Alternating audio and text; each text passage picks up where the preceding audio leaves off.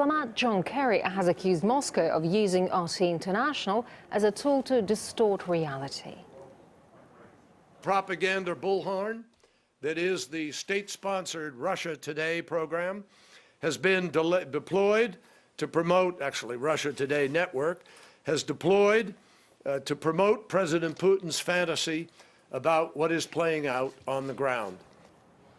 And hours after the chief U.S. diplomat lashed out at RT, Russia's foreign minister gave his response. Let's now take a listen.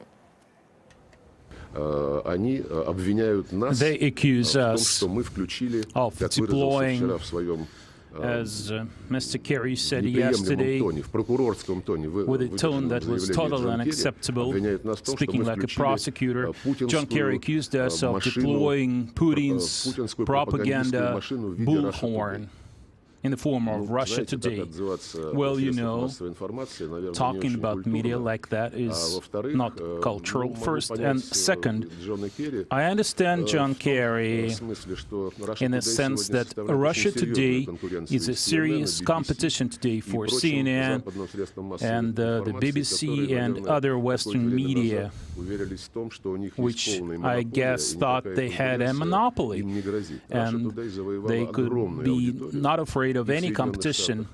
Russia Today has won a lot of audience in Western Europe, let alone Latin America and other parts of the world. We will support this independent point of view, this alternative point of view, alternative to what Western propaganda tells us.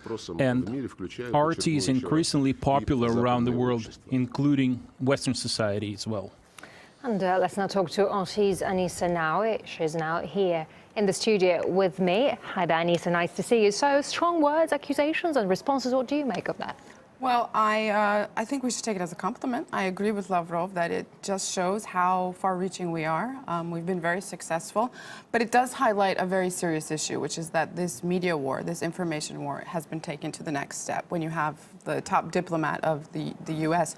pointing out specifically to RT. I noticed he called it the RT program, and then it seemed like he was corrected and called us the RT network. We're a global news network, of course. And the most ironic part is that we've been trying to get the State Department, get high-ranking officials like John Kerry for coming on to 9 years now, and they've never once given us a chance to have them come on RT and give their views. And I think it really points out that our mission to give an alternative view, to show things that you can't see on Western news networks like CNN or BBC, even in Europe, is working. People are seeing the other side of the story, and Kiev and what's developed in Ukraine has showed that. And you said briefly, how far can this war, media war, go? I think it can go really further. If I can take a second to go back to give some examples of what coverage could have prompted them to say RT is a propaganda bullhorn, and people are seeing the truth. If you go back to the protests in Kiev, there was violence. There was violence on both sides, and we reported on that.